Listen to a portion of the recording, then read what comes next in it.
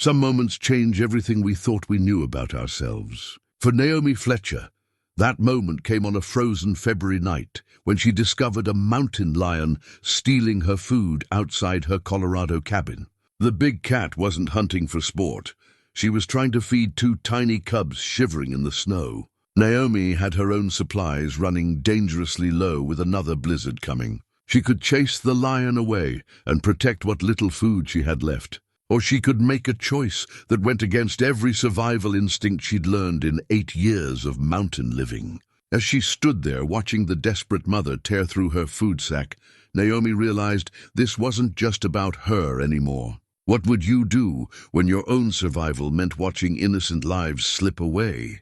Before we jump back in, tell us where you're tuning in from. And if this story touches you, make sure you're subscribed, because tomorrow I've saved something extra special for you.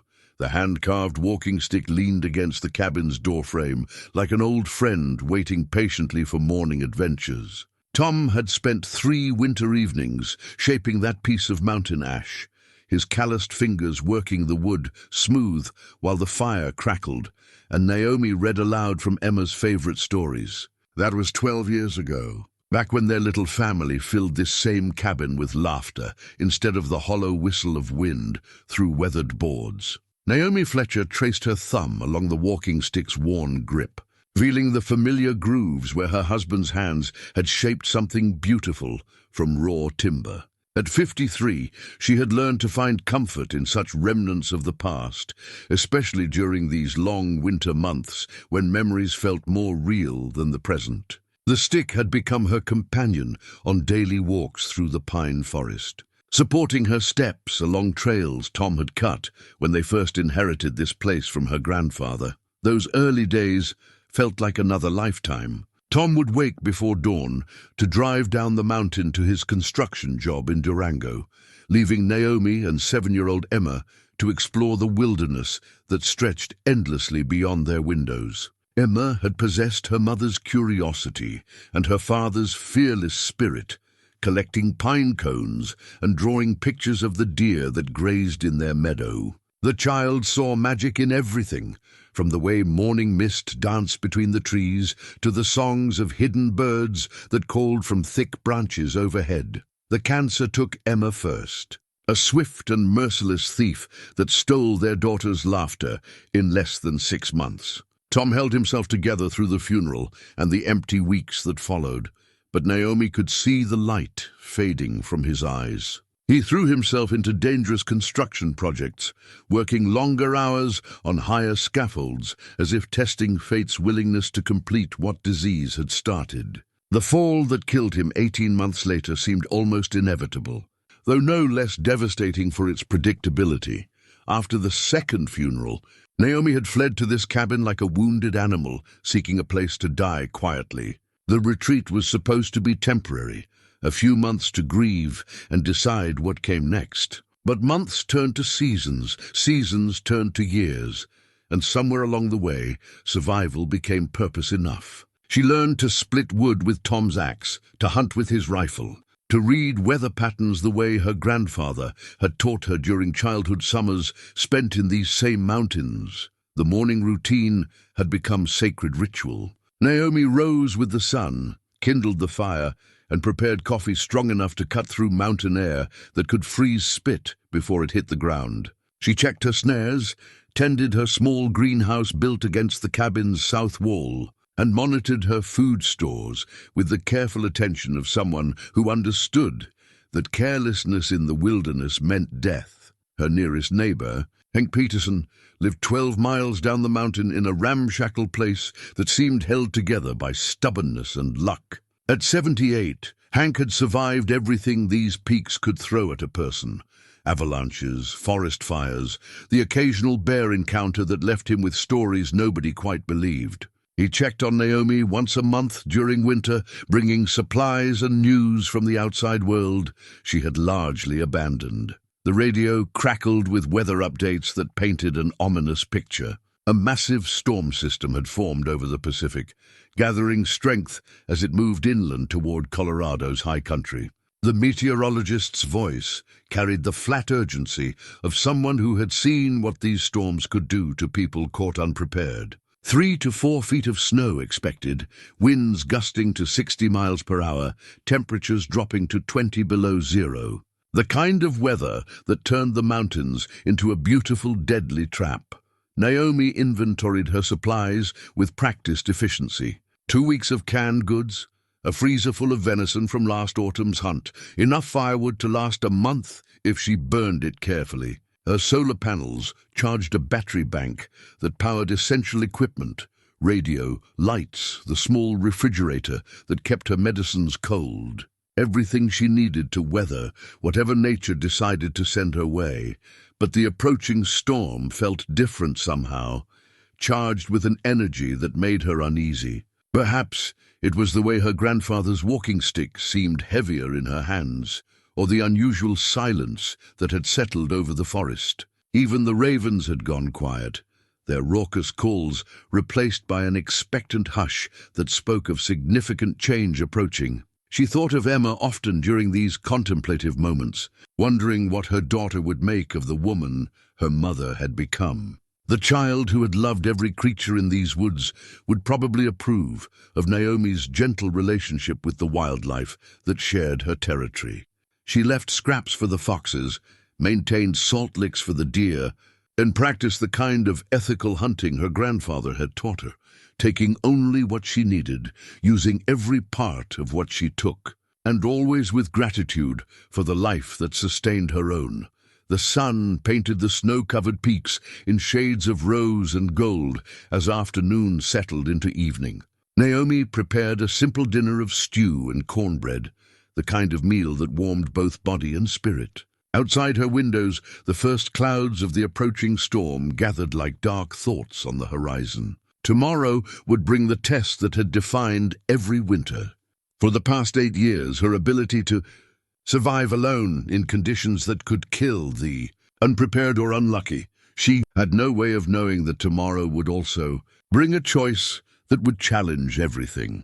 She thought she understood about survival, sacrifice, and what it truly meant to protect the innocent. The mountains kept their secrets well, revealing them only to those brave enough to face whatever truths lay hidden in the wilderness silence. The emergency food cache sat hidden beneath a false floor in Naomi's storage shed, a precaution her grandfather had insisted upon during his final summer in the mountains. "Never put all your eggs in one basket," he had told her, his weathered hands showing her how to seal containers against moisture and vermin. The wilderness doesn't forgive the unprepared.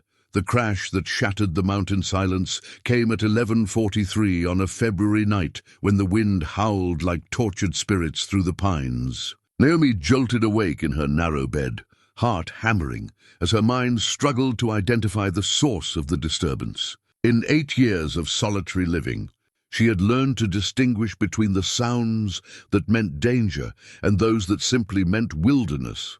This fell firmly into the first category. She slipped from beneath her quilts, bare feet finding the cold wooden floor as she reached for the robe Tom had given her their last Christmas together.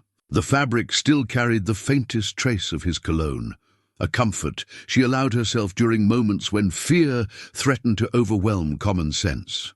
Through the cabin's main window, moonlight revealed a scene that stopped her breath entirely. A mountain lion, easily 140 pounds of muscle and killing instinct, stood beside her overturned food storage container, powerful jaws tearing into packages with focused determination. The big cat's tawny coat seemed to absorb moonlight, making her appear almost ghostly against the stark white snow. This was no casual scavenger taking advantage of easy pickings. This was desperation, made manifest in fur and fangs. Naomi's hand moved instinctively toward Tom's rifle, which hung above the fireplace like a promise of protection. But something in the lion's posture, the way her ears swiveled constantly, alert for threats while she fed, made Naomi pause. The great cat wasn't feeding with the relaxed confidence of a successful hunter. Every movement spoke of urgent need, barely held in check by predatory caution. Then she saw them, Two small shapes huddled against the woodpile, barely visible in the shadows cast by stacked logs. Cubs, no more than 6 months old, their fur still bearing the spotted markings of youth. They mewled softly in the bitter cold, sounds that carried across the frozen air like whispered pleas for warmth and sustenance. The lioness, for clearly this was a mother protecting her young, paused in her feeding to check on her offspring. The gesture was so fundamentally maternal that Naomi felt her throat tighten with recognition. This wasn't about territory or dominance. This was about a mother's desperate attempt to keep her babies alive in conditions that tested every creature's will to survive. Naomi pressed closer to the window, her breath fogging the glass as she studied the scene with new understanding. The lioness showed visible signs of malnutrition, ribs clearly defined beneath her winter coat, hip bones prominent despite her thick fur. Her movements, while still graceful, carried the careful deliberation of an animal conserving energy for the essential task of survival. The moral complexity of the situation struck Naomi like a physical blow. Every instinct screamed at her to protect her carefully hoarded food supplies, especially with the storm bearing down on the mountains. These provisions represented the difference between life and death during the siege of winter that was about to begin. Sharing them with a family of predators seemed like signing her own death warrant. But as she watched the cubs stumble through snow that reached nearly to their bellies, Naomi felt something long dormant stirring in her chest. It was the same fierce protectiveness she had felt when Emma was small, the kind of love that would sacrifice anything to shield the innocent from harm. These cubs had done nothing to deserve the harsh fate that awaited them if their mother failed to find adequate food. The lioness looked up from her feeding, yellow eyes scanning the darkness with supernatural intensity. For a moment that seemed to stretch into eternity, predator and human regarded each other through the cabin window. There was no aggression in that gaze, no challenge or threat, only a mother's weary determination and perhaps a flicker of something that might have been hope. Naomi stepped back from the window, mind racing through calculations that would determine not just her own survival, but the fate of 3 lives that had stumbled into her small corner of the wilderness. The radio weather updates had grown increasingly dire throughout the evening. The storm, approaching from the west, carried enough snow to bury her cabin to the roofline, enough wind to knock down trees, and enough cold to kill anything caught exposed to its fury. Her food stores, carefully rationed, would sustain her through the worst of winter if she managed them with the discipline 8 years of mountain living had taught her. But shared with the nursing lioness and her growing cubs, the mathematics of survival painted a stark picture that offered no guarantees for any of them. The ethical weight of the choice pressed down on her like the gathering storm clouds overhead. She could bang on the window, shout and wave her arms until the frightened cats retreated into the forest. It would be the sensible choice, the one that prioritized her own survival above all other considerations. But it would also mean condemning 2 innocent cubs to death in the blizzard that was already beginning to dust the peaks with fresh snow. Emma would have known what to do. Her daughter had possessed an innate understanding of compassion that never calculated the cost of kindness. "We have to help them, Mommy," she would have said, and that would have been the end of any debate. But Emma was gone, and Naomi was left to navigate these treacherous moral waters alone. The lioness resumed feeding, tearing into packages of dried meat with efficiency born of hunger. Her cubs ventured closer, drawn by the promise of food and warmth their mother represented. They were beautiful creatures, spotted coats thick against the cold, eyes bright with the curiosity of youth, not yet dimmed by the harsh realities of wilderness survival. As if sensing Naomi's internal struggle, the mother lion paused once more to look toward the cabin. This time, something in her posture seemed almost supplicating, not the proud bearing of an apex predator, but the humble plea of a mother who had exhausted every other option. The sight tore at Naomi's heart with unexpected force. She moved away from the window, unable to watch anymore, but equally unable to intervene. Outside, the wind picked up strength, sending snow swirling through the air like confetti at some grim celebration. The storm was beginning in earnest, and soon the window of opportunity for any kind of action would close. Entirely the choice that would define the coming weeks, and perhaps the rest of her life, hung before Naomi like a bridge she was afraid to cross. On one side lay the safe path of self-preservation, the reasonable response that prioritized her own survival above all else. On the other side lay something far more dangerous, but infinitely more meaningful. The chance to honor the part of herself that Emma had always loved best. As the wind howled its warning through the pines and the first heavy snowflakes began to fall, Naomi Fletcher stood at the crossroads of her own conscience, knowing that whatever she decided in the next few moments would echo through the long winter ahead. Tom's hunting rifle felt heavier in Naomi's hands than it had in years, weighted with decisions that extended far beyond its original purpose. The Winchester 30-06 had belonged to her grandfather before passing to Tom, and now to her, a family heirloom that represented both protection and the solemn responsibility that came with the power to take life or preserve. Its dawn painted the snow-covered landscape in shades of pearl and silver, revealing the full extent of the previous night's devastation to her food stores. The storage container lay overturned and thoroughly ransacked, its contents scattered across 20 feet of trampled snow. Packages of dried meat, bags of rice, and containers of preserved vegetables had been torn open with surgical precision, their contents consumed or scattered by the wind that still gusted through the pines. Naomi knelt beside the wreckage, taking inventory with the methodical care of someone who understood that mathematics often determined survival in these mountains.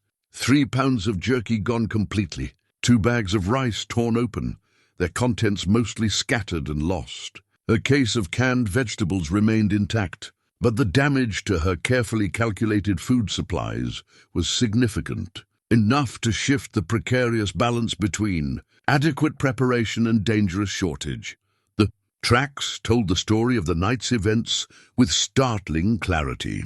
The lioness had approached from the northeast, moving with the careful deliberation of a predator testing unknown territory.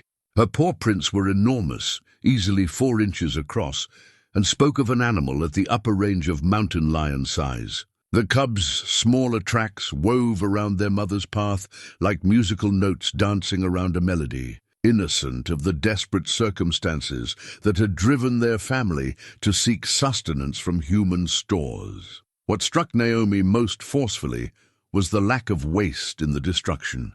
Every package that had been opened showed signs of thorough consumption. Nothing had been scattered carelessly or destroyed for sport. This was efficiency, born of genuine need, not the random vandalism of a well-fed predator testing boundaries. She attempted to reach Hank Peterson on the radio, cranking the hand-powered emergency unit until static filled the small speaker.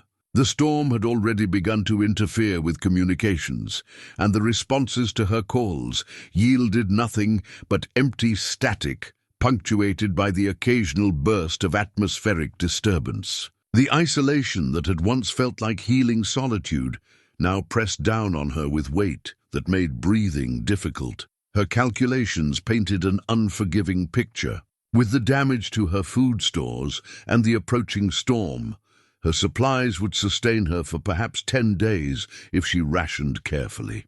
The weather reports suggested the storm system might stall over the region for 2 weeks or more, trapping her in conditions that would make any attempt to reach civilization potentially fatal. But it was the evidence of the lion's continued presence that truly complicated her situation. Fresh tracks circled the cabin's perimeter, and she could see where the mother had marked territory by scratching bark from a large pine tree. The cats had claimed this area as part of their range, and with the storm bearing down, they likely had nowhere else to go. Naomi found herself thinking of Emma's reaction when they had visited the Denver Zoo years ago. Her daughter had stood transfixed before the mountain lion exhibit, pressing small hands against the glass while she studied the magnificent cats with rapt attention. "They're just like big kitties, Mommy," Emma had whispered, "but they look so sad in there." The memory carried an emotional weight that threatened to overwhelm practical considerations. Emma had possessed an intuitive understanding of captivity and freedom that went far beyond her 7 years. She had recognized something in those caged predators that spoke to her own need for wild spaces and unrestricted exploration. As if summoned by her thoughts, a flash of tawny movement caught Naomi's peripheral vision. The lioness emerged from the tree line with the fluid grace that marked all great cats, her cubs trailing behind like golden shadows against the white snow.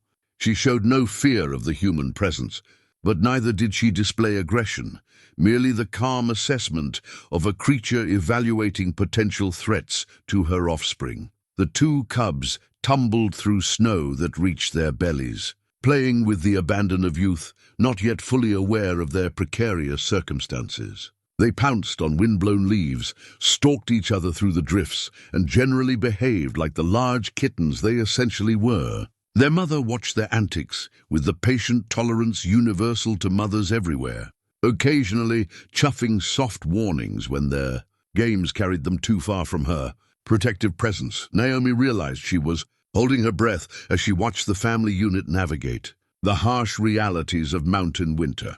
The lioness checked the overturned storage container once more, finding only scattered crumbs and empty packages. Her disappointment was palpable in the droop of her shoulders and the way her head hung slightly as she turned away from the scene of last night's bounty. The hunting rifle's familiar weight reminded Naomi of her grandfather's teachings about the relationship between predator and prey, between human need and wildlife survival. He had been a man who understood that taking life to sustain life was one of nature's fundamental equations. But he had also believed that such taking carried moral obligations that extended far beyond simple survival. "Every creature deserves a chance," he had told her during their last hunting trip together. "Sometimes that means pulling the trigger, and sometimes it means lowering the rifle. Wisdom lies in knowing the difference." The cubs discovered a partially buried pine cone and began batting it back and forth with increasing enthusiasm, their play bringing them closer to where Naomi stood watching from her cabin window. They were beautiful animals, their spotted coats thick and lustrous despite the harsh conditions they had endured. Something in their innocent games reminded her painfully of Emma's own playful nature, the way her daughter had turned every mundane activity into an adventure worth. Celebrating a failed hunting expedition that afternoon drove home the reality of her situation with stark clarity. The storm had scattered most wildlife to shelter, and the few tracks she found led into terrain too dangerous to navigate alone in deteriorating conditions. Her snares yielded nothing but empty loops, swaying in the increasingly violent wind. The radio weather updates painted an increasingly dire picture. The storm system had intensified beyond initial predictions, and meteorologists now spoke of a potentially historic weather event that could dump 4 feet of snow on the high country. Worse, the system showed signs of stalling, meaning the severe conditions could persist for weeks rather than days. As darkness approached and the first heavy snowflakes began to fall in earnest, Naomi faced the hardest decision of her 8 years in the mountains. She could secure her remaining food stores and hope the lions moved on to seek easier prey elsewhere. It was the rational choice, the one that prioritized her own survival according to every principle of wilderness preparedness she had learned. But as she watched the mother lion settle her cubs in the meager shelter provided by an overhanging rock formation, Naomi felt the weight of her grandfather's words and Emma's memory pressing against her conscience. Sometimes wisdom meant choosing compassion over caution, even when the mathematics of survival argued against such generosity.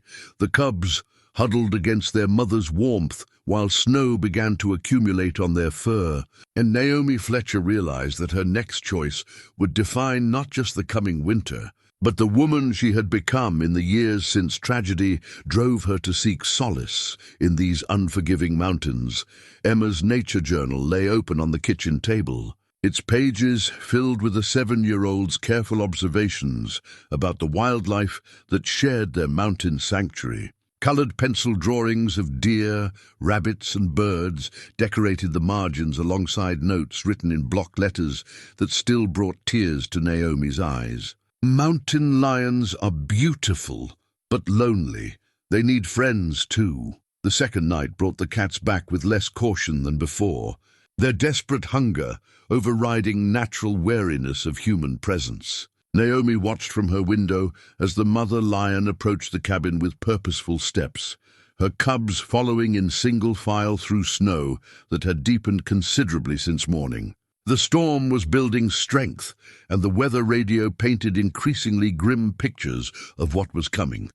This time, Naomi made a conscious choice that went against every survival instinct her years in the mountains had taught her. She opened her door and placed a portion of her remaining dried meat on the covered porch, far enough from the entrance to avoid direct confrontation, but close enough to demonstrate intent. The lioness stopped 20 feet away, golden eyes fixed on this unexpected offering, while her cubs pressed against her flanks for warmth. The moment stretched between them like a bridge neither was certain could bear their weight. Woman and predator regarded each other across a divide that seemed to encompass every difference between civilization and wildness, between calculated risk and pure instinct. Then the lioness stepped forward, claimed the offered food, and retreated to share it with her offspring.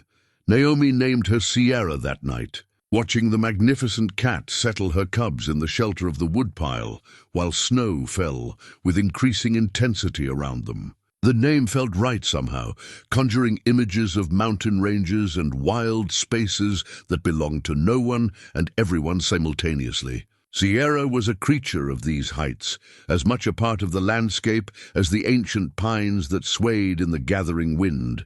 The cubs tumbled and played in the moonlight, despite the harsh conditions, their games bringing back memories of Emma's infectious joy in simple pleasures. Her daughter had possessed that same ability to find wonder in the midst of difficulty, to discover magic in moments that adults might dismiss as ordinary. Watching the young mountain lions pounce on wind-blown snow, Naomi felt Emma's presence more strongly than she had in years. The failed hunting expedition of the previous day haunted her practical mind as she calculated dwindling resources against the storm's projected duration. Radio reports suggested the weather system might stall over the region for 10 days to 2 weeks, turning her mountain sanctuary into a prison of wind and snow. Her remaining food supplies, already compromised by Sierra's raid, would need to stretch much further than originally planned.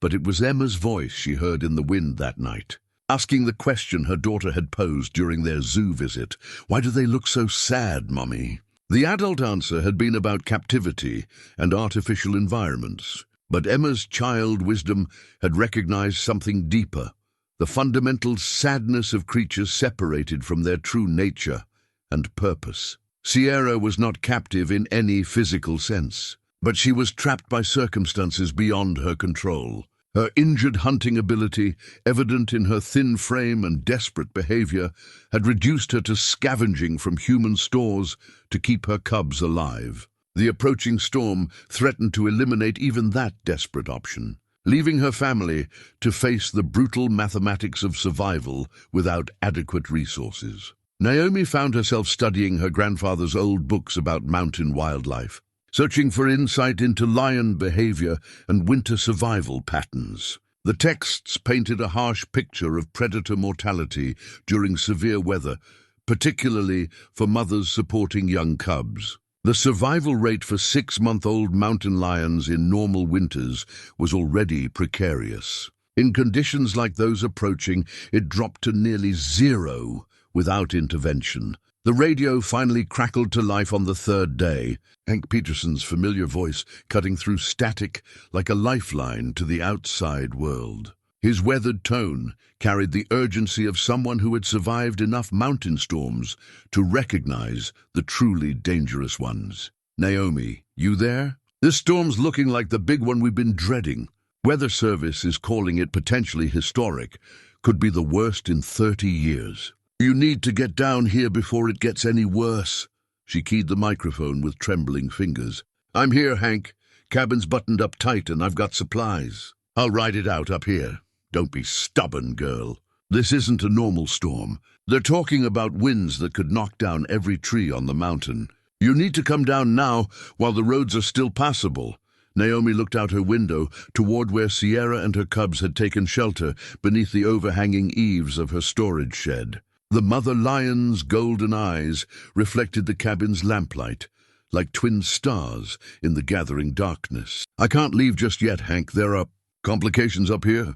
What kind of complications? If you're in some kind of trouble, not trouble exactly, just something I need to see through. She released the microphone key, unwilling to explain the moral complexities that kept her anchored to this place, while wisdom screamed at her to flee. Hank's silence stretched long enough that she wondered if the connection had failed. When his voice returned, it carried the weight of understanding born from his own years of making hard choices in unforgiving country. You always were too much like your grandfather for your own good. If you're staying, make sure you're prepared for the worst. This storm's going to test everything you think you know about survival. The connection faded into static, leaving Naomi alone with her conscience and the growing howl of wind through the pines. Outside, Sierra nudged her cubs toward the modest warmth provided by the cabin's proximity, their small bodies pressed tight against their mother's larger frame. The sight sent an arrow of protective instinct straight through Naomi's heart.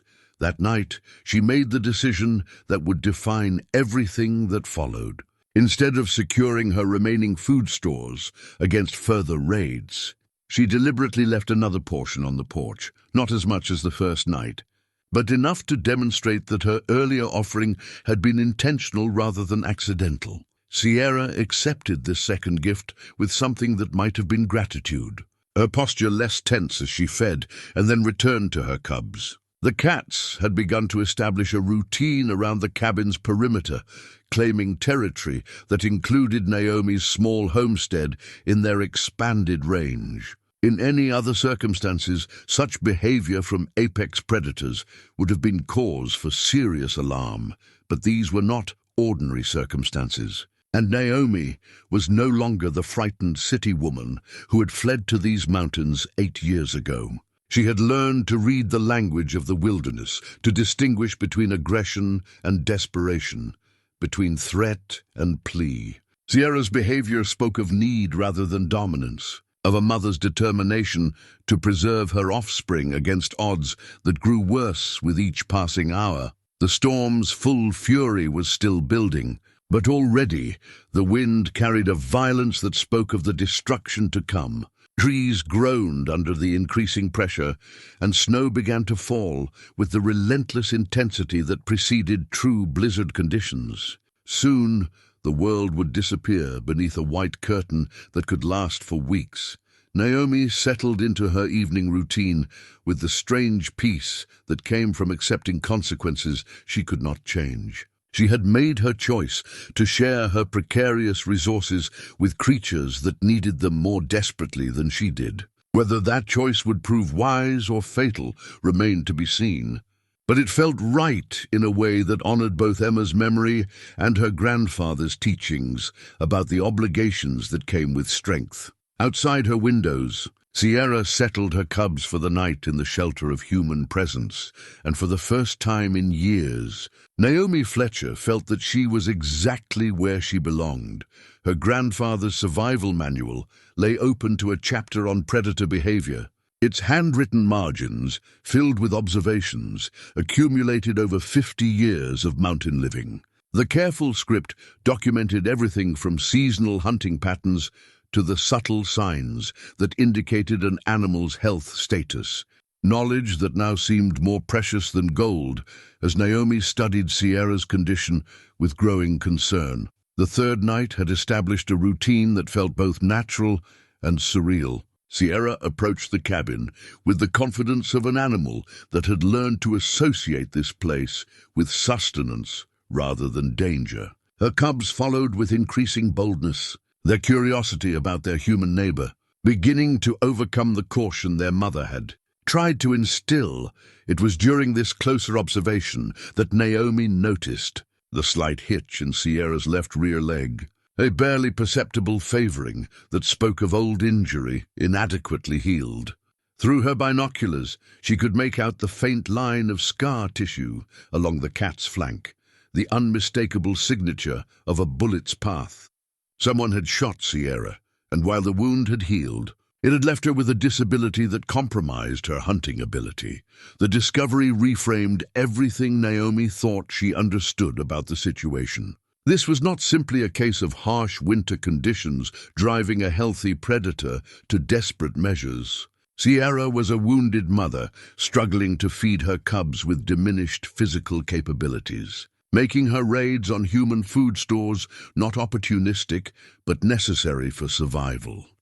Naomi's grandfather had written extensively about wounded predators, noting their increased danger to humans but also their tragic circumstances. A hurt animal is like a desperate person, one margin note observed, capable of both unexpected violence and unexpected nobility. Wisdom lies in understanding which you're facing.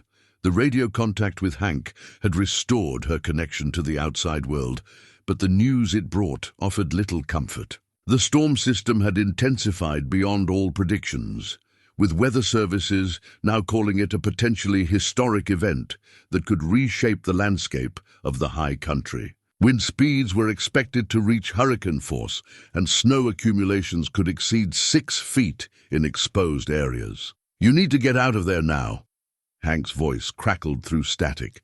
"This thing's going to be worse than the blizzard of '78. And that one killed 12 people who thought they could ride it out." Naomi keyed the microphone while watching Sierra lead her cubs in a hunting lesson among the woodpile. The mother was teaching them to stalk imaginary prey, their movements fluid despite the deepening snow. "I appreciate the concern, but I'm staying put. The cabin's solid, and I have everything I need. Everything except common sense, apparently." "What's got you so determined to stay?" "This isn't like you to take unnecessary risks." She hesitated, unwilling to explain the moral complexities that anchored her to this place, while every practical consideration argued for immediate evacuation. How could she make him understand that leaving now felt like abandoning family, even if that family happened to be 3 mountain lions who had claimed her homestead as part of their territory? "There are things up here that need looking after," she said finally. "Animals that don't have anywhere else to go." Hank's laugh carried the bitter edge of someone who had seen idealism collide with mountain reality too many times. "The wildlife up there has been surviving storms for thousands of years without human help. They'll manage fine if you're not around to worry about them." But Naomi had seen the mathematics of Sierra's situation, calculated the odds facing 2 6-month-old cubs in weather that would challenge adult predators. Without intervention, the cubs would almost certainly die, and Sierra herself might not survive the winter with her hunting ability compromised by old injuries. "Some animals are different," she said into the radio. "Sometimes they need help to make it through." The silence that followed suggested Hank was beginning to understand that her decision transcended simple, stubborn independence. When he spoke again, his voice carried reluctant acceptance of choices he might not agree with but could respect. "If you're determined to stay, make sure you're prepared for the worst this mountain can throw at you. And Naomi, if things go bad up there, don't try to be a hero. That radio will work even in the worst weather if you can get to it." The connection faded into static, leaving her alone with decisions that would determine the fate of 4 lives, her own and 3 wild creatures who had somehow become her responsibility. Outside, Sierra demonstrated hunting techniques to her cubs with the patient dedication of any mother teaching essential life skills. Naomi opened her grandfather's manual to sections dealing with winter wildlife management, searching for insights that might help her understand what she had gotten herself into. The handwritten observations painted a complex picture of human-predator relationships that went far beyond simple coexistence. fed a family of coyotes through the winter of '52, one entry read. They denned under the cabin and kept the mice away. Sometimes help comes from unexpected directions. Another passage described sharing venison with a wounded black bear, noting that the animal had returned each spring for 3 years to graze peacefully in the meadow behind the cabin. Her grandfather had understood something about the reciprocal nature of kindness that transcended species boundaries. The storm's approach accelerated through the afternoon, with winds that bent the massive pines at angles that suggested they might not survive the coming assault. Snow began falling with serious intent, large flakes that accumulated quickly on every horizontal surface. Within hours, the familiar landscape would disappear. Beneath a white shroud that could persist for weeks, Naomi made her final preparations with the methodical care of someone who understood that oversight could prove fatal. She secured loose items that might become projectiles in high winds, checked her generator and battery backup systems, and positioned emergency supplies where they could be reached even if parts of the cabin became inaccessible. Her food calculations painted an unforgiving picture. With the portions she had shared and planned to continue sharing with Sierra's family, her supplies would sustain all of them for perhaps 8 days, if rationed carefully.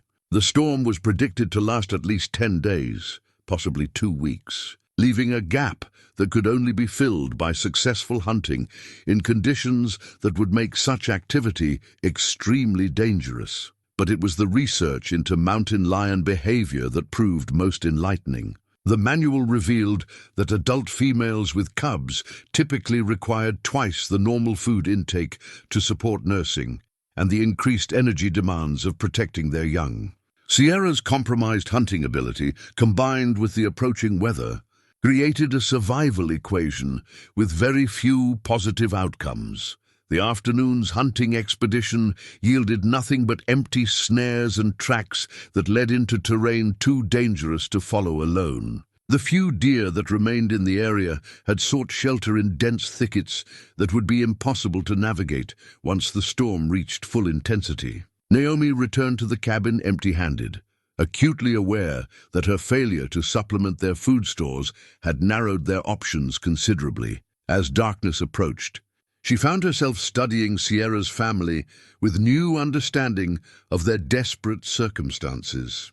The mother lion's patient instruction of her cubs took on deeper significance when viewed through the lens of survival education. Every game of stalking, every lesson in reading wind and terrain, represented essential knowledge that might mean the difference between life and death in the harsh weeks ahead. The cubs themselves seemed oblivious to the gravity of their situation, playing in the accumulating snow with the boundless energy of youth. They tumbled and pounced, chased wind-blown leaves, and generally behaved like the large kittens they essentially were. Their innocence reminded Naomi painfully of Emma's own ability to find joy in simple pleasures. Even during the darkest days of her illness, Sierra watched her offspring with the complex mixture of love and worry universal to mothers everywhere. Her golden eyes tracked their movements constantly, alert for any sign of danger while simultaneously allowing them the freedom to explore and learn. The balance between protection and education was delicate, requiring wisdom that seemed to transcend species boundaries. The manual's final relevant passage provided both hope and warning. Wild animals possess survival instincts that often surpass human understanding. But extreme conditions can overwhelm even the most adaptable creatures. Intervention should be considered when natural systems fail, but always with respect for the autonomy and dignity of the animals involved. As the first serious snow began to fall and the wind rose to a howl that spoke of the violence to come, Naomi realized she had crossed a threshold from which there could be no retreat. She had committed herself to sharing this siege with creatures who had never asked for her help, but desperately needed it nonetheless. The decision felt right in a way that transcended practical considerations, honoring both her grandfather's teachings about the obligations of strength and Emma's simple faith in the importance of helping those who could not help themselves. Whatever the coming storm brought, she would face it with the knowledge that she had chosen compassion over caution, community over solitude. Outside her windows, Sierra settled her cubs for what might be their last peaceful night, before the mountain unleashed its full fury upon them all, the family. Photographs sat on the mantelpiece like a window into a world that felt simultaneously distant and immediate. Tom's strong arm around Naomi's shoulders, Emma's gap-toothed grin, bright with the unconditional joy that had defined her 7 years of life. The image captured them during their last summer together in these mountains, when the cabin had echoed with laughter instead of the lonesome whistle of wind through weathered boards. The storm began in earnest during the pre-dawn hours of the 4th day, announcing its arrival with wind that transformed the familiar forest into a battlefield of groaning trees and flying debris. Snow fell with the relentless intensity of a natural force that recognized no compromise, accumulating at rates that would soon make the outside world inaccessible to anyone. Without the survival skills of a true mountain dweller, Naomi's successful hunt the previous evening had provided fresh venison for both her own needs and Sierra's family, a stroke of fortune that felt like a gift from the mountain itself. The young buck had stumbled into one of her snares just as visibility began to deteriorate, offering himself as sustenance for the extended family that now claimed her homestead as part of their territory. The sharing of fresh meat had marked a turning point in her relationship with the mountain lions. Sierra approached the offering with less caution than before, her cubs following with increasing boldness that spoke of growing trust. For the first time, the great cat allowed her offspring to feed while Naomi watched from her window, a gesture that seemed to acknowledge some form of mutual understanding between species. The moment that would define their relationship came when Sierra looked directly toward the cabin during the feeding, her golden eyes meeting Naomi's gaze through the lamplight glass. There was no challenge in that look, no assertion of dominance or territorial claim, only what seemed like gratitude mixed with the complex emotion of a mother who had found unexpected assistance in desperate circumstances. One of the cubs, bolder than his sibling, actually approached within 15 feet of where Naomi stood watching through her window.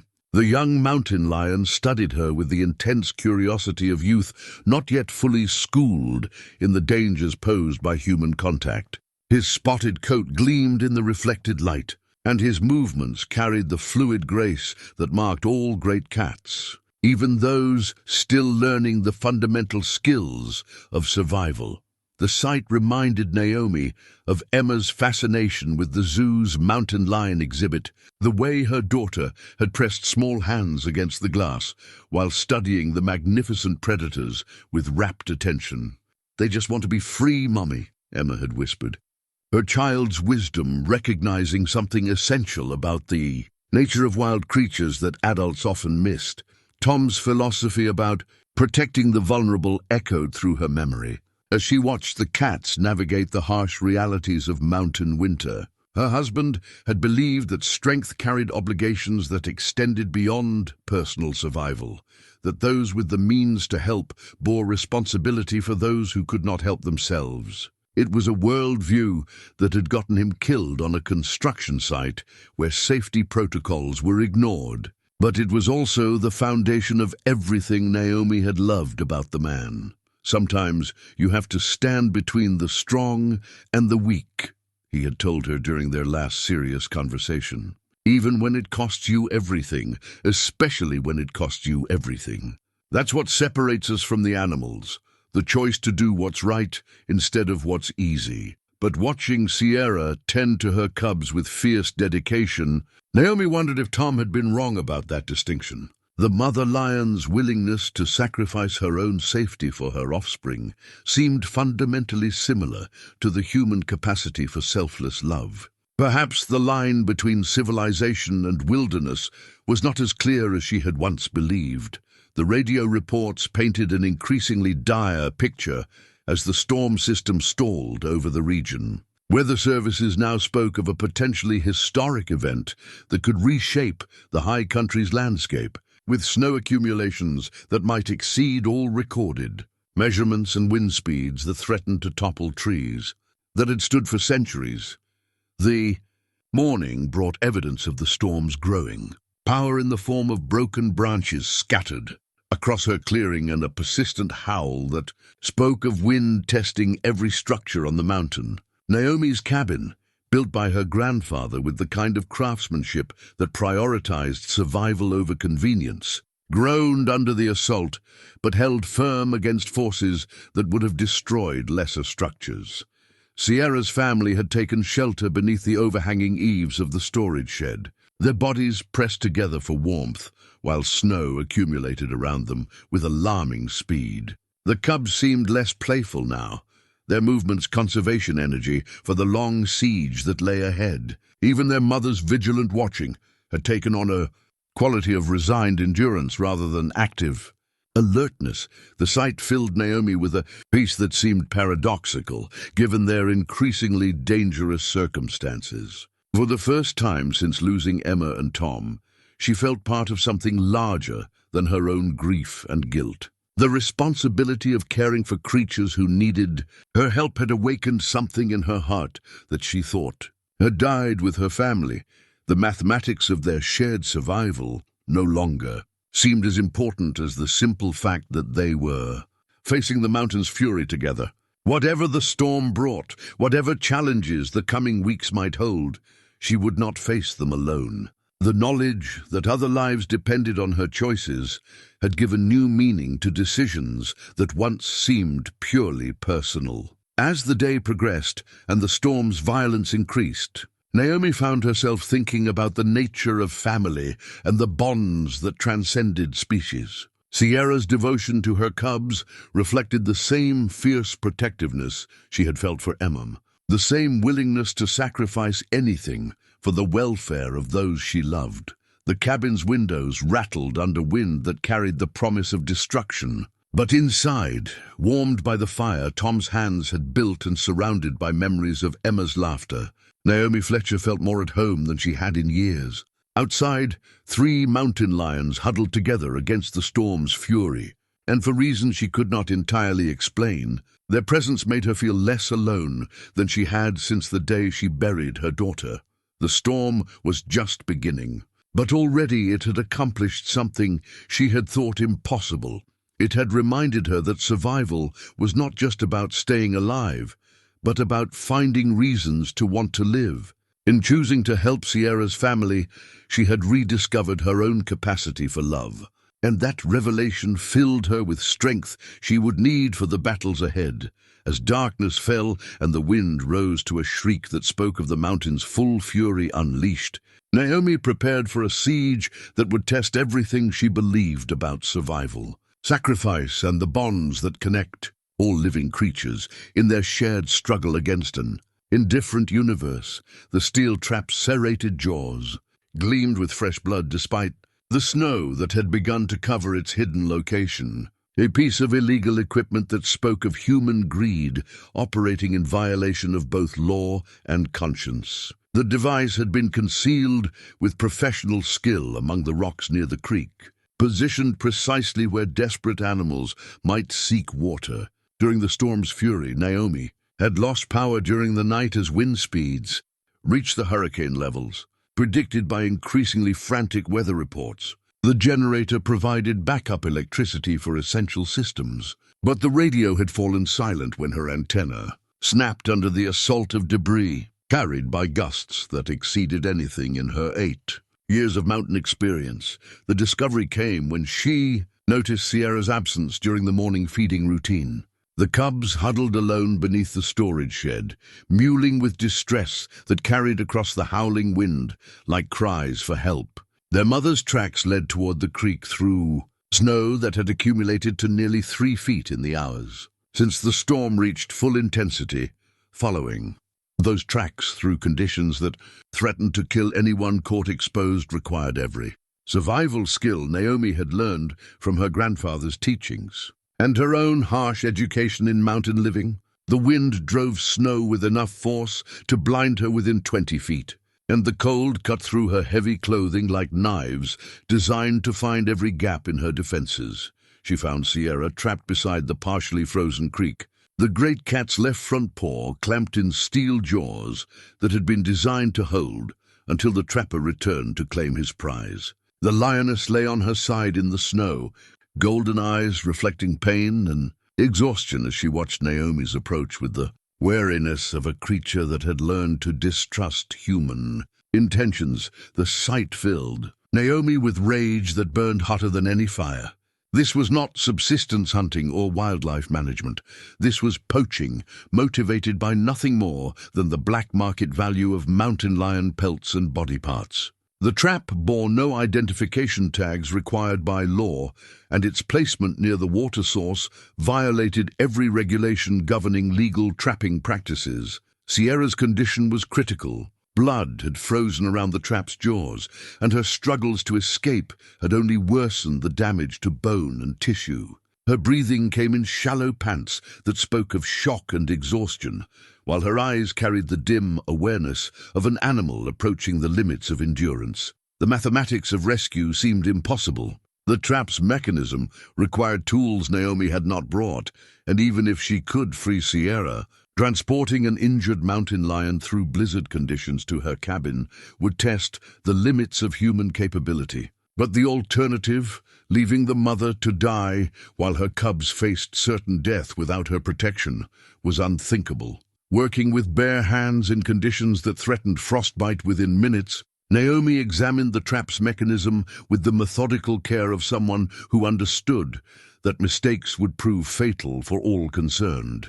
The device was old but well-maintained, its springs still powerful enough to break bones, and its release mechanism designed to prevent escape by struggling animals. Sierra watched her efforts with increasing calm, as if recognizing that this human represented her only chance for survival. The great cat's natural instincts should have driven her to attack anything that came within range. But desperation and maternal need had overridden evolutionary programming, designed to protect predators from human contact. The process of freeing Sierra required nearly an hour of painstaking work in conditions that grew more dangerous with each passing minute. Naomi used rocks and branches as improvised tools, gradually working the trap's jaws apart while speaking in low, soothing tones that seemed to calm the injured animal's instinctive fears.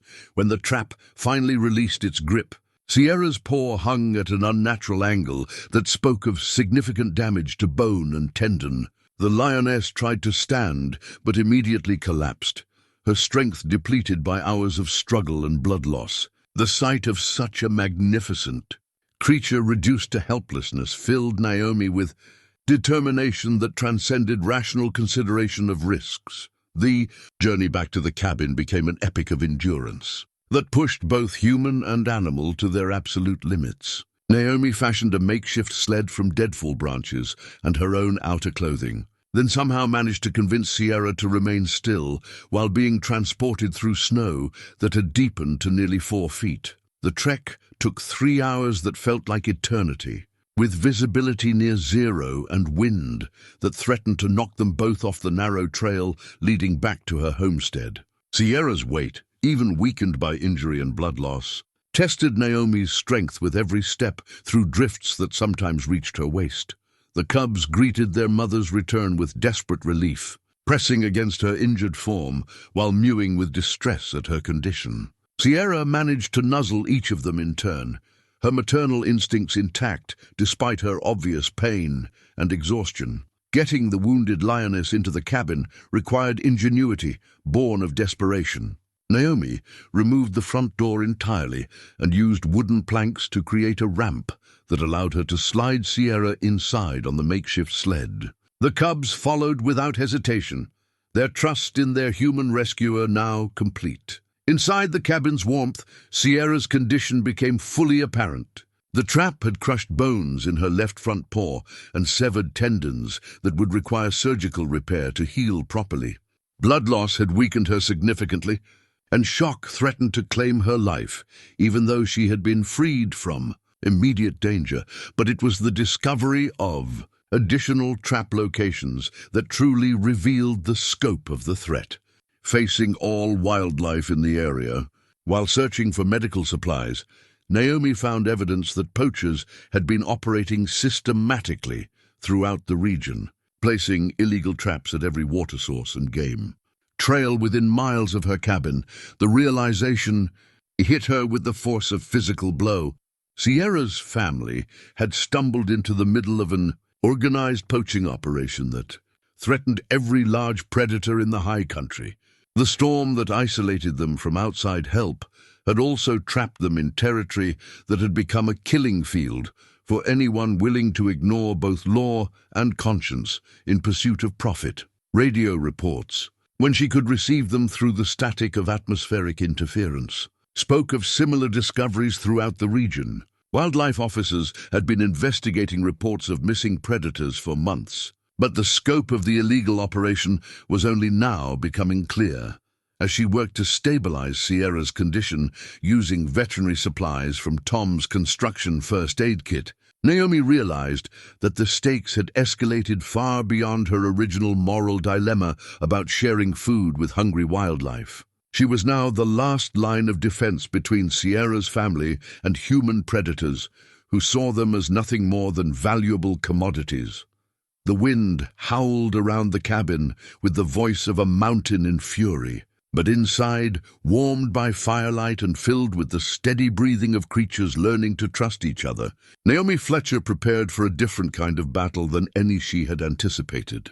The wilderness had always been dangerous, but now it harbored human threats that made the storm's violence seem almost benign by comparison. Outside, snow continued to fall with relentless intensity, sealing them all inside a white prison where the laws of civilization held no sway, and survival depended entirely on courage, compassion, and the willingness to fight for those who could not fight for themselves.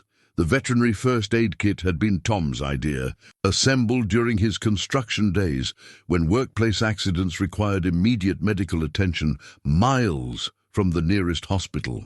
Now those same supplies, antiseptic, sutures, splinting materials, and pain medication designed for large animals, represented Sierra's only chance for survival in conditions that made professional veterinary care impossible, working by lamplight while the storm raged with unprecedented fury outside her windows. Naomi cleaned and dressed the lioness's wounds with skills learned from decades of treating injured wildlife under her grandfather's patient instruction. Sierra lay still during the procedure, her golden eyes fixed on Naomi's face with something that transcended simple trust. It was the absolute faith of a mother placing her life in the hands of someone she believed would protect her cubs.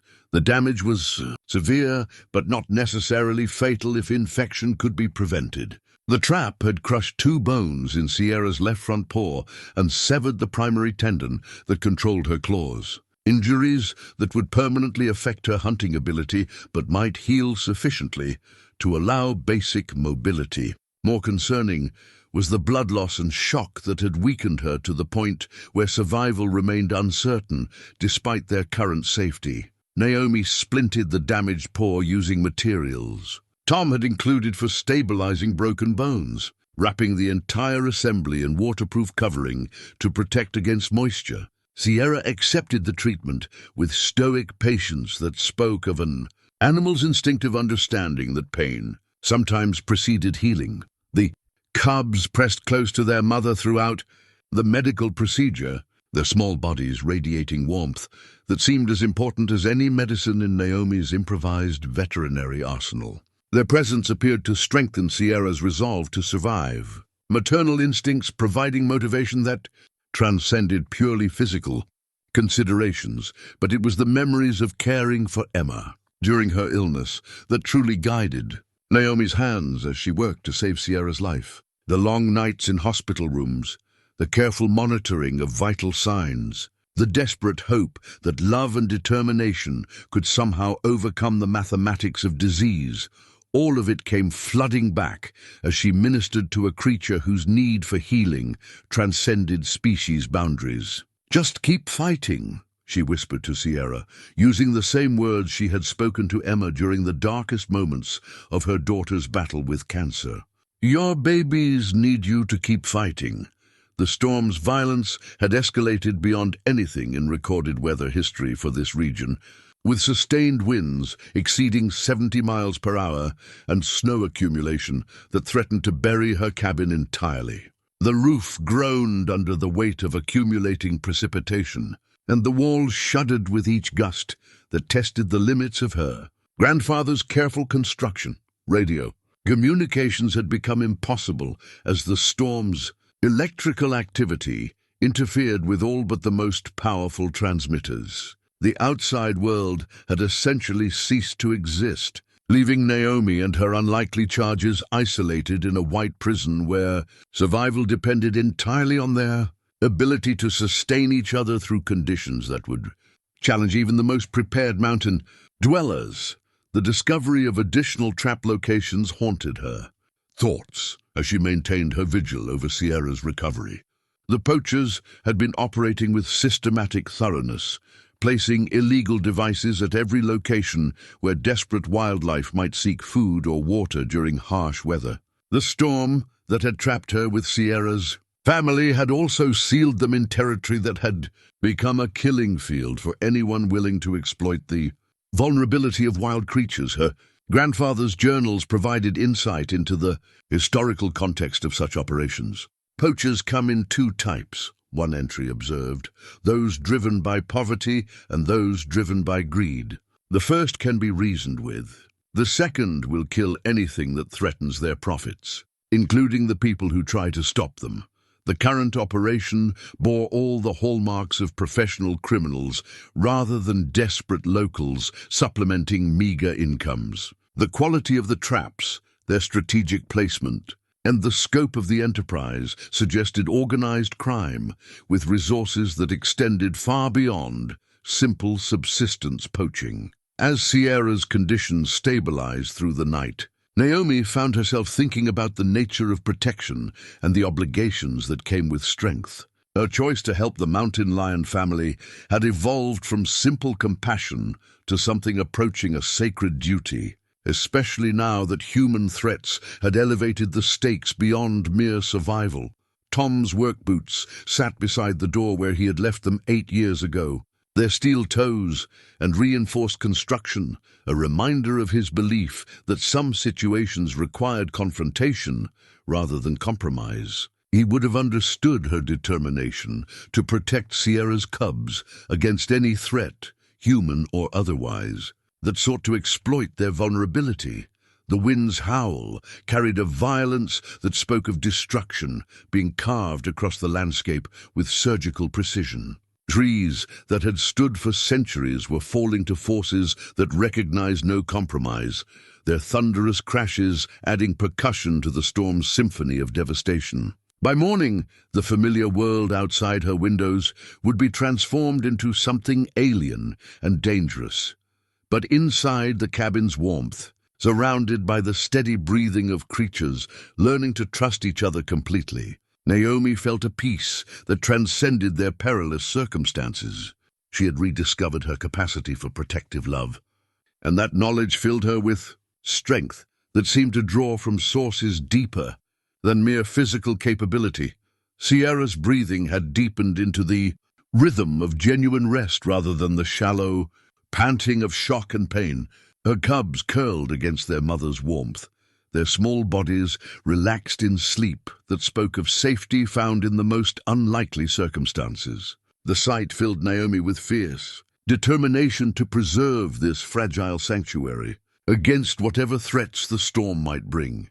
The mathematics of their shared survival no longer seemed purely about food and shelter. They had become a family united by need and sealed by trust, their bonds forged in circumstances that tested the fundamental nature of compassion. Whatever challenges lay ahead, they would face them together with the strength that came from mutual protection and shared purpose. As the storm's fury reached its peak and the world outside disappeared beneath a white shroud that could persist for weeks, Naomi prepared for battles that would test everything she believed about courage, sacrifice, and the obligations that bound all living creatures in their common struggle against forces that sought to reduce them to mere commodities. The discovery of fresh human tracks near her cabin the following morning would prove that some storms brought threats more dangerous than wind and snow, and that the real test of her determination to protect Sierra's family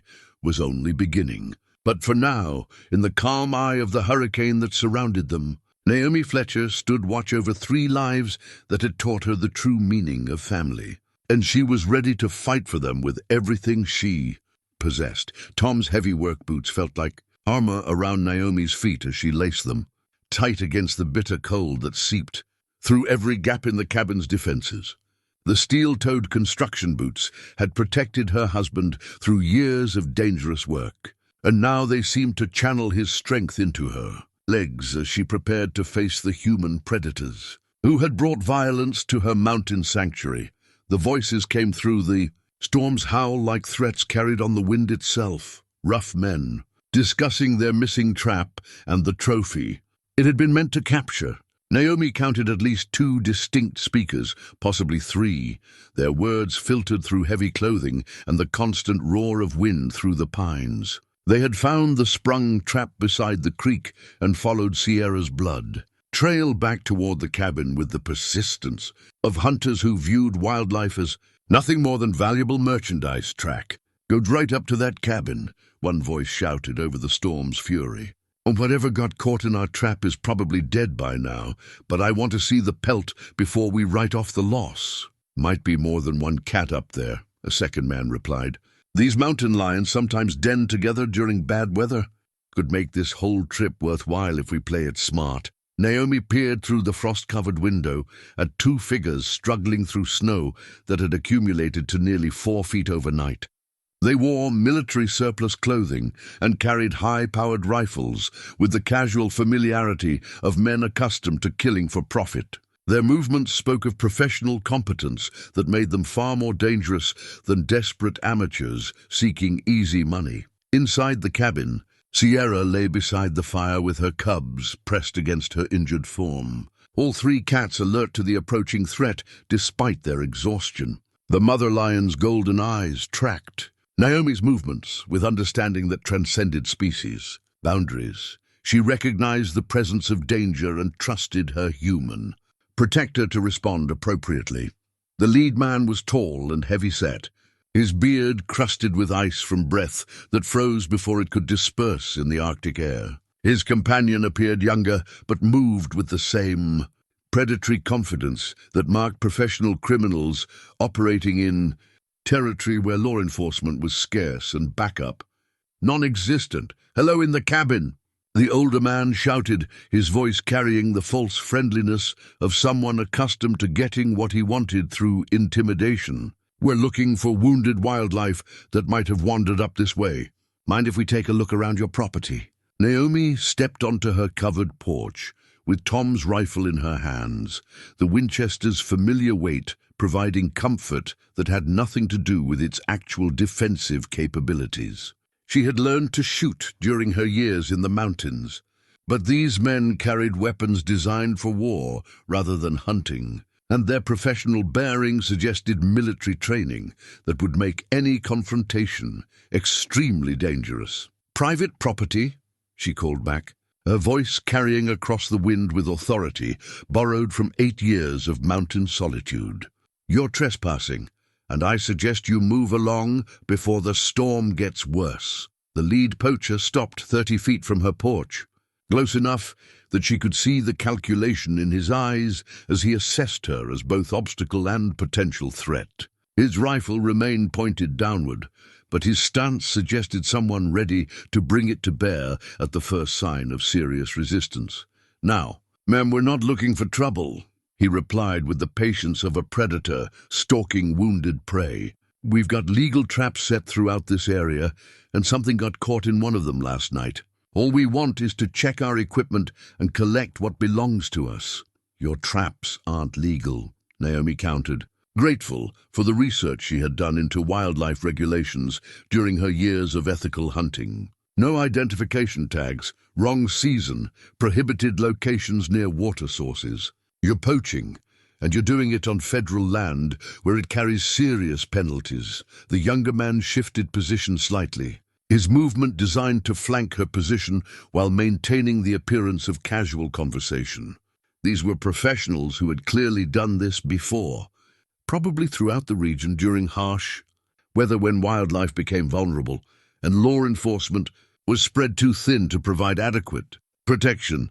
Seems like you know a lot about trapping. Regulations for someone living alone up here, the leader observed, his tone hardening as he realized intimidation was not going to achieve quick compliance. Makes me wonder what else you might know about the wildlife in this area.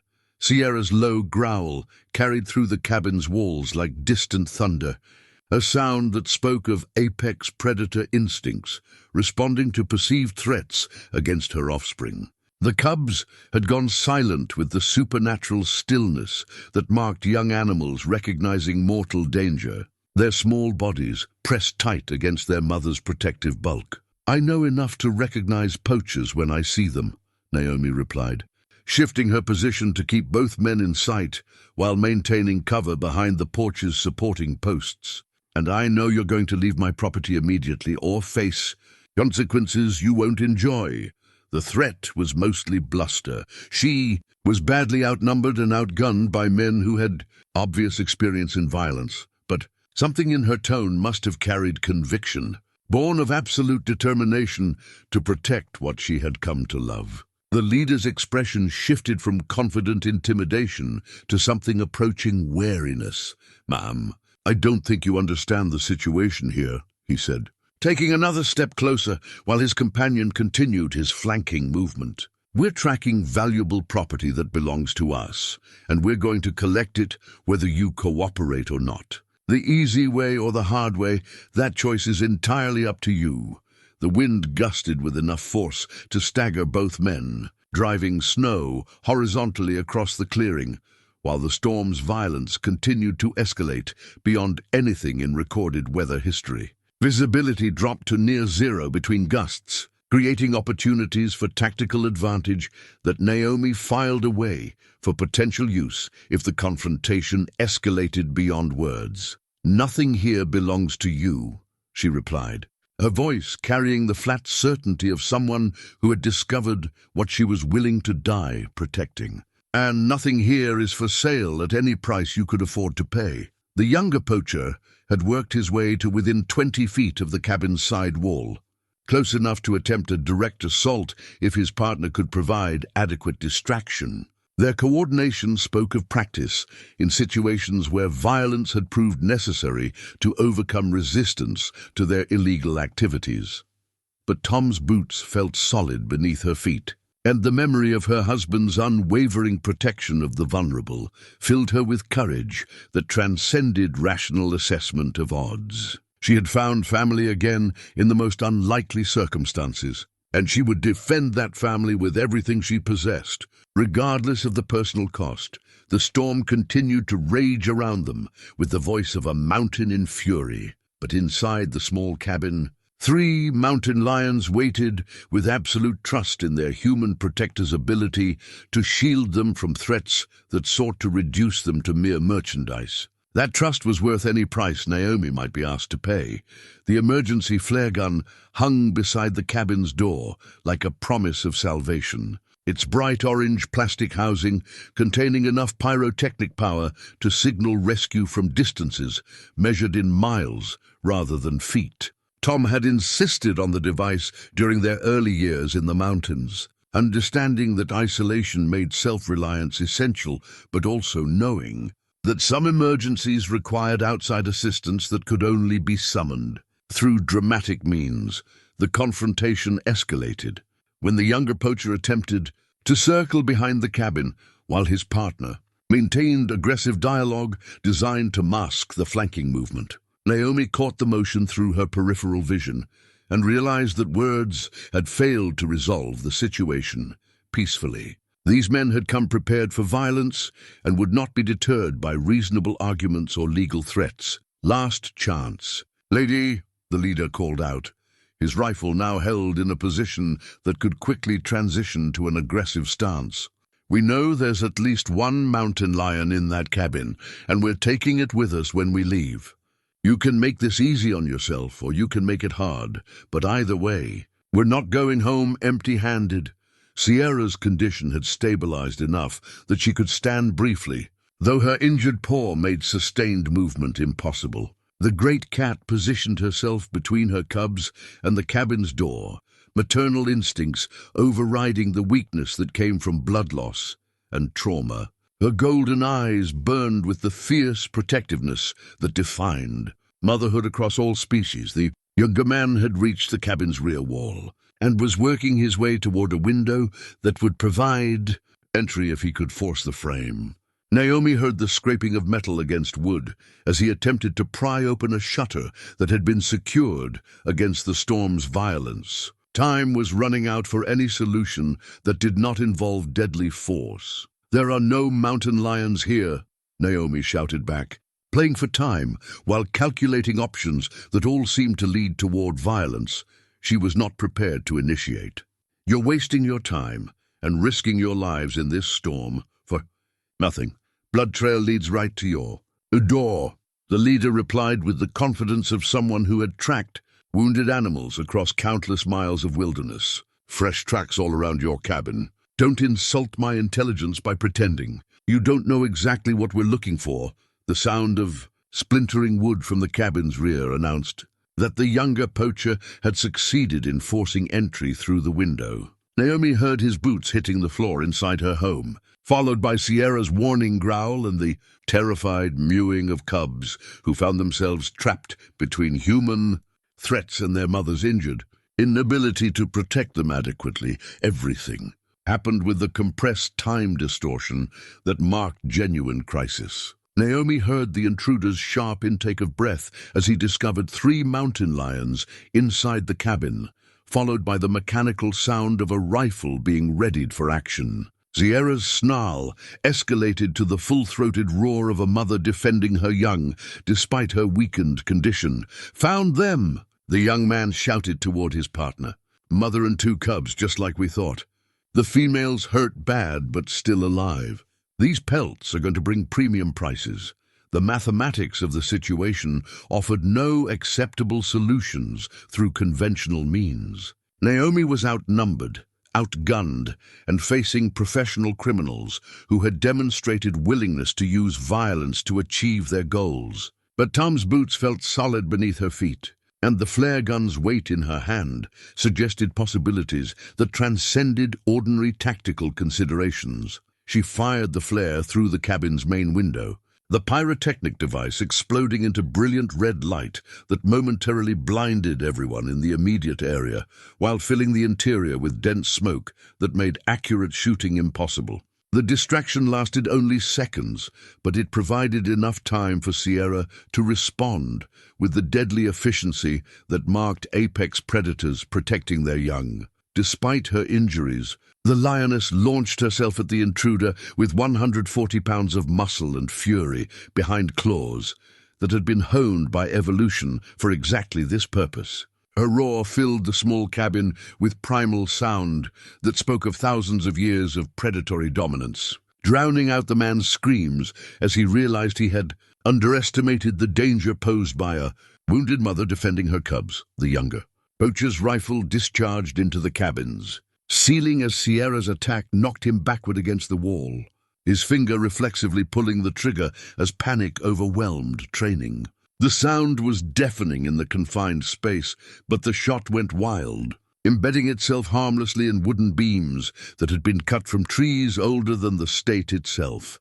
Outside, the leader struggled to bring his own weapon to bear, while navigating through snow that had deepened to levels that made rapid movement nearly impossible. The storm's violence continued to escalate, with wind gusts that threatened to knock him off, his feet and visibility that dropped to mere yards. Between the squalls of horizontal snow, Naomi had planned for this moment during the long night hours when she maintained vigil over Sierra's recovery, calculating angles and possibilities with the methodical care of someone who understood that preparation often determined survival in circumstances that offered no margin for error. She had positioned emergency supplies at strategic locations and identified every advantage the terrain and weather might provide. The second flare struck the lead poacher center mass, the pyrotechnic device burning through his heavy clothing to the skin beneath, while filling the air around him with brilliant light and choking smoke. He stumbled backward, clawing at the burning material while trying to maintain his grip on the rifle that represented his only advantage in the confrontation. Sierra's adversary inside the cabin had ceased to be a threat, though whether from death or unconsciousness remained unclear through the smoke and chaos that filled the interior. The lioness stood over his motionless form with blood on her claws, and fury still burning in her golden eyes. Every instinct focused on eliminating anything that threatened her offspring's safety.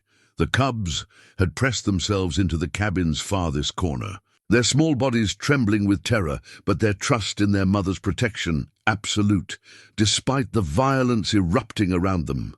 They mewed softly in distress, sounds that cut through the chaos to remind everyone present of the innocent lives that had sparked this deadly confrontation. The leader outside had dropped his rifle in the snow while fighting to extinguish the burning flare, his professional composure shattered by pain and the realization that his carefully planned operation had deteriorated into a battle for survival against opponents he had seriously underestimated. The storm's violence seemed to be assisting his enemies, driving snow into his eyes and making every movement a struggle against forces beyond human control. Naomi emerged from the cabin with Tom's rifle ready, her husband's boots providing stable footing on terrain that had become treacherous with accumulated snow and ice. The remaining poacher was struggling to retrieve his weapon from a drift that had swallowed it completely, his movements hampered by injuries and the increasingly desperate nature of his circumstances. "It's over," she called out, her voice carrying across the wind with authority, backed by demonstrated willingness to use whatever force proved necessary. "Your partner is down, your equipment is useless, and this storm is going to kill you if you don't leave immediately." The man looked up from his futile search through the snow, his face twisted with pain and rage at having his profitable enterprise disrupted by a middle-aged woman and a family of mountain lions. But something in Naomi's stance must have convinced him that further resistance would prove fatal, because he raised his hands in surrender rather than continuing his attempt to recover his weapon. "You're making a mistake," he gasped, through teeth gritted against pain from the flare burns. "We're part of something bigger than you understand. This operation has protection you can't imagine, and there will be consequences for what you've done here. The only consequence I care about is those cubs staying safe," Naomi replied, gesturing toward the cabin where Sierra maintained her protective vigil. "Everything else is just noise that gets lost in the wind." The storm showed signs of beginning to break as the first hints of dawn painted the eastern peaks in shades of rose and gold. The violence that had raged for days was finally exhausting itself, leaving behind a transformed landscape that would take years to fully recover from the devastation. Inside the cabin, Sierra settled beside her cubs with the satisfied exhaustion of a mother who had successfully defended her young against the most serious threat they had ever faced. Her injuries would heal with time and care, and her offspring would grow strong in the safety their combined efforts had preserved. As the defeated poacher stumbled away through snow that reached his knees, Naomi realized that the bonds forged in crisis had created something stronger than simple coexistence. They had become a family in the truest sense, united by mutual protection and sealed by shared sacrifice in the face of forces that sought to destroy what they had built together. The mountain's fury was finally beginning to subside, but the strength it had tested and proven would endure long after the last snowflake fell. The new walking stick took shape beneath Naomi's patient hands, with the slow satisfaction that came from creating something both beautiful and functional from raw mountain ash. 3 weeks had passed since the storm's fury finally exhausted itself, leaving behind a transformed landscape that sparkled under spring sunshine like a world reborn from winter's violent embrace. Her work bore the confidence of someone who had discovered strength she never knew she possessed. Sierra's recovery had progressed beyond all expectations, though her injured paw would never regain full function. The great cat moved with adapted grace that spoke of intelligence and determination, overcoming physical limitations. Her cubs had grown visibly during their extended stay in human company, their spotted coats thick and lustrous with health that testified to adequate nutrition during the harsh weeks that could have claimed their lives. The approach of spring had awakened something in Sierra that spoke of wild instincts reasserting themselves as survival pressures eased. She spent increasing amounts of time gazing toward the tree line where her territory extended into wilderness that called to something fundamental in her nature.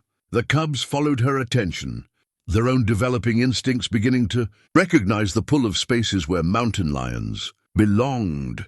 Hank Peterson's arrival with law enforcement officers and emergency supplies marked the end of their isolation and the beginning of official recognition of what had transpired during the storm. The federal agents who accompanied him carried evidence bags and serious expressions that spoke of investigations extending far beyond simple poaching violations. Operation's been running for 2 years, Agent Morrison explained while documenting the scene of the confrontation. Professional outfit with connections to organized crime in Denver and Salt Lake. They were taking everything: mountain lions, wolves, bears, eagles, anything with black market value in overseas trophy markets.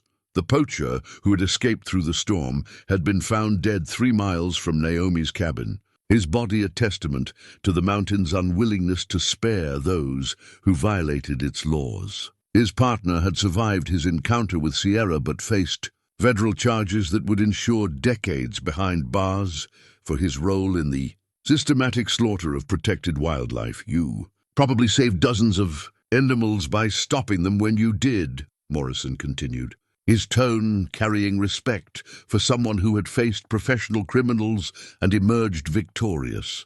Their operation was scheduled to expand throughout the high country this spring. Without intervention, they would have wiped out most of the large predator populations in this region.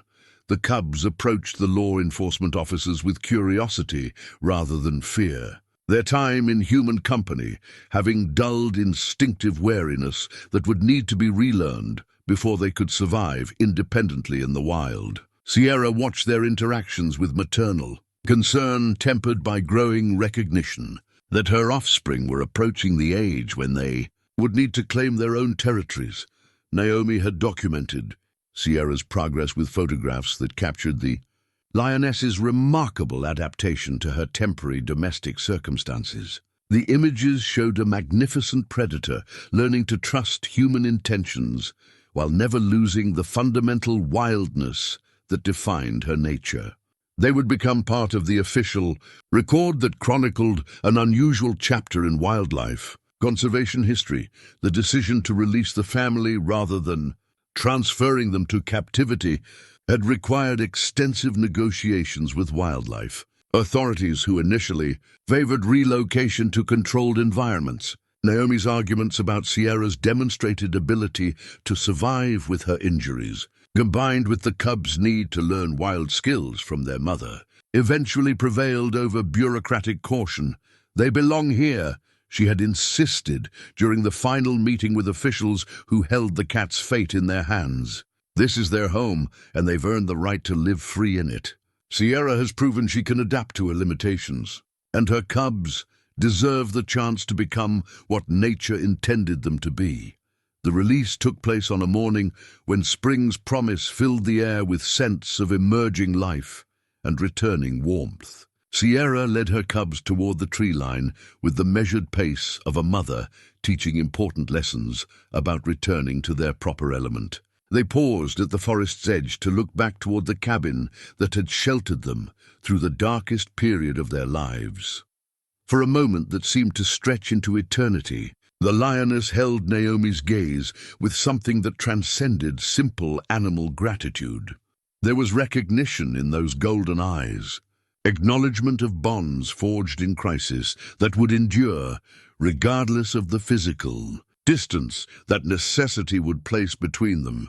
The cubs followed their mother into the pines with backward glances that spoke of confusion about leaving safety they had learned to trust completely. But Sierra's confident advance into familiar territory reassured them that this transition represented homecoming rather than abandonment. Naomi watched until the family disappeared entirely among the trees, their tawny forms blending into shadows and sunlight until only memory remained of their physical presence. But the warmth they had brought to her heart would endure long after their departure.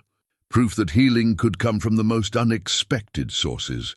The cabin felt different without the steady breathing of large cats filling its corners with life, but the emptiness was peaceful rather than lonely. Naomi had rediscovered her capacity for protective love and learned that family could be found in circumstances that transcended species boundaries. The knowledge would sustain her through whatever challenges the future might bring. Her grandfather's walking stick was retired to a place of honor above the fireplace, replaced by the new one she had crafted with skills learned through necessity and refined through practice. The exchange symbolized her transformation from someone dependent on inherited strength to someone capable of creating her own tools for navigating whatever terrain life might present. Reports of Sierra's family reached her throughout the spring and summer, sightings that confirmed their successful adaptation to life in territories they claimed as their own. The cubs were growing strong and learning the skills that would allow them to establish themselves as apex predators in their own right. Their mother's patient instruction would give them advantages that captivity could never have provided. Naomi's own life had found new purpose in the months following the storm. She had become an unofficial liaison between wildlife authorities and mountain communities, helping to coordinate conservation efforts with the practical knowledge that came from intimate familiarity with high country conditions. The work honored both her grandfather's teachings and Emma's love for all living creatures. As autumn painted the aspen groves in shades of gold and red, Naomi felt the deep satisfaction of someone who had discovered what she was meant to do with the years remaining to her. The mountains had tested her strength and found it adequate for the tasks they required. In return, they had given her family, purpose and peace with the choices that had shaped her solitary existence. The walking stick felt solid in her hands as she made her daily rounds through territory that now seemed charged with possibility rather than haunted by loss. Somewhere in the vast wilderness that surrounded her small homestead, 3 mountain lions moved through their domain with the confidence that came from surviving the worst nature could devise against them. The bonds forged in crisis would endure as long as memory lasted. Proof that love could transcend every boundary except the ones people imposed on themselves. Naomi Fletcher had learned to trust in connections that honored the fundamental unity of all life, and that knowledge would guide her steps through whatever adventures the mountains might offer in the years ahead.